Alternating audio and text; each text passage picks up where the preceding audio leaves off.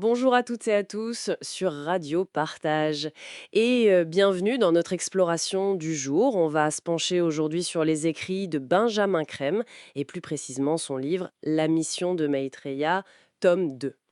Il y est question de transformation mondiale, de coopération, et puis du rôle d'une figure qu'il appelle Maitreya. Notre but, c'est d'examiner un peu ces concepts d'évolution spirituelle, de changement de société, tels que Benjamin Crème les présente. Alors, c'est parti. Bon, pour commencer, Benjamin Crème nous dit qu'on entrerait dans l'ère du Verseau. Une ère qui serait, selon lui, caractérisée par la synthèse. Ça contrasterait pas mal avec les divisions actuelles, non? Oui, c'est ça. Et cette idée de synthèse chez Benjamin Crème, c'est intéressant de voir ce qu'il entend par là. C'est pas juste additionner des choses. Ah non. Non, c'est vraiment une fusion, un brassage de l'humanité. Il suggère que de nouvelles énergies liées au Verseau pousseraient l'humanité vers une unité qui nous semble peut-être impensable aujourd'hui. D'accord. Et au cœur de tout ça, il y a cette figure, Maitreya. Comment est-ce que Benjamin Crème le présente? Ce n'est pas un chef religieux classique, si j'ai bien suivi. Non, justement, c'est un point important. Pour Benjamin Crème, Maitreya ne vient pas pour créer une nouvelle religion, ni pour parler à un groupe spécifique. Il le voit plutôt comme un guide pour l'humanité entière. Un inspirateur, quelqu'un pour éveiller les consciences, en quelque sorte. Un éveilleur de conscience?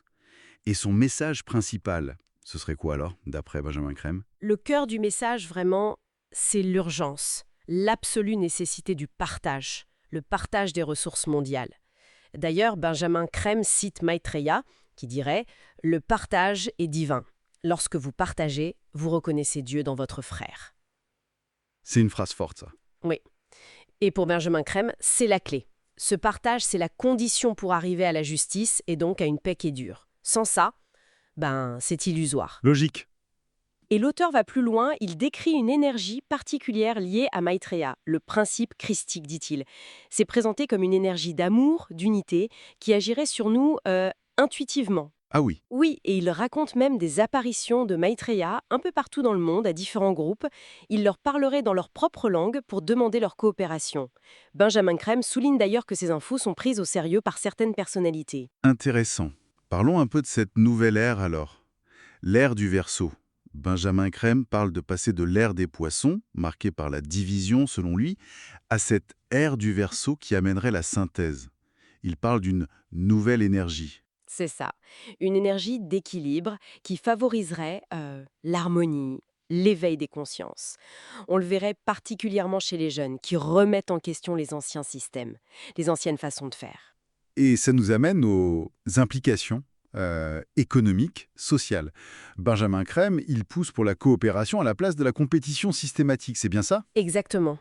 Benjamin Crème est assez critique envers les structures politiques, économiques et même religieuses. Il cible en particulier l'économie mondiale actuelle, celle qui est basée sur les forces du marché. Ah oui, Oui, il considère que suivre aveuglément ces forces, ça peut égarer les peuples. Il va jusqu'à les qualifier de forces du mal dans ses écrits. carrément. Ah oui, tout à fait. Benjamin Crème est assez critique envers les structures politiques, économiques et même religieuses. Il cible en particulier l'économie mondiale actuelle, celle qui est basée sur les forces du marché. Pour lui, cette compétition sans fin, la spéculation, tout ça, c'est incompatible avec l'ère de partage qu'il annonce. Alors qu'est-ce qu'il propose comme alternative pour organiser le monde? Il imagine une réorganisation assez profonde, basée sur une distribution juste. Il parle d'un mécanisme de partage sophistiqué, géré au niveau mondial. Ça pourrait passer par une agence internationale renouvelée, peut-être une sorte d'ONU réformée. Un ONU réformé. Oui, mais attention, un ONU où le Conseil de sécurité actuel, qu'il trouve trop concentré en pouvoir, serait dissous. L'idée, ce serait que chaque nation, tout en gardant sa souveraineté, trouve sa juste place et participe à un système plus équilibré, quoi, où on contribue selon ses moyens et on reçoit selon ses besoins. C'est une vision structurelle assez ambitieuse. Mais Benjamin Crème ne parle pas que du collectif. Il aborde aussi la transformation individuelle. Ah oui, tout à fait. C'est même fondamental. Il insiste sur l'importance de l'honnêteté du mental. L'honnêteté du mental, ouais. Oui, voir les choses comme elles sont, sans filtre déformant. Et aussi la sincérité de l'esprit, être aligné, authentique. Et puis le détachement, se libérer un peu des désirs égoïstes. Ce travail sur soi, ça permettrait de réaliser ce qu'il nomme le soi, notre nature profonde. C'est l'expérience directe qui compte, pas juste la croyance. D'accord, donc le changement global et le cheminement personnel sont complètement liés pour lui. Indissociable, oui. Benjamin Crème présente Maitreya, l'instructeur mondial pour cette nouvelle ère, le Verseau. Il serait là pour tout le monde, religieux ou pas.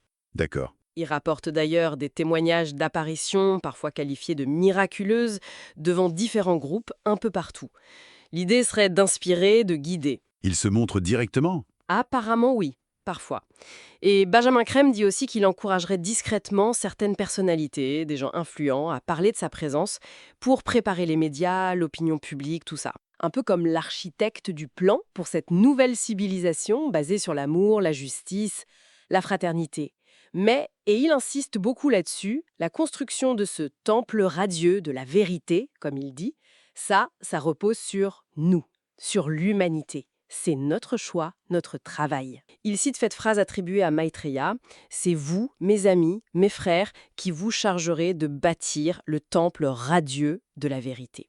Bon, alors si on essaie de résumer un peu tout ça, on a cette idée d'entrer dans une ère nouvelle, de synthèse. Oui, Le rôle possible d'un guide mondial, Maitreya, avec ce message central du partage comme clé de la paix. le partage, essentiel, oui. La nécessité de passer de la compétition à la coopération. Et puis ce lien très fort entre l'éveil intérieur de chacun et la transformation de la société. C'est ça.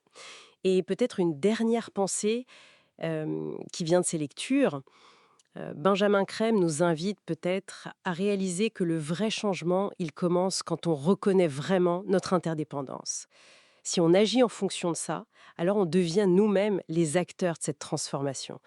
Et ça repose la question très concrètement pour nous aujourd'hui, ça veut dire quoi reconnaître Dieu dans notre frère par le partage? C'est une bonne question à méditer. Pour ceux qui voudraient creuser un peu plus ces sujets, Benjamin Crème et ses collaborateurs proposent des ressources. On peut trouver des informations sur le site partageinternational.org et aussi sur Radio Partage, la radio internet radiopartage.net. Et bien sûr, dans le livre qu'on a mentionné, La mission de Maitreya, tome 2 de Benjamin Crème. Merci beaucoup de nous avoir écoutés sur Radio Partage.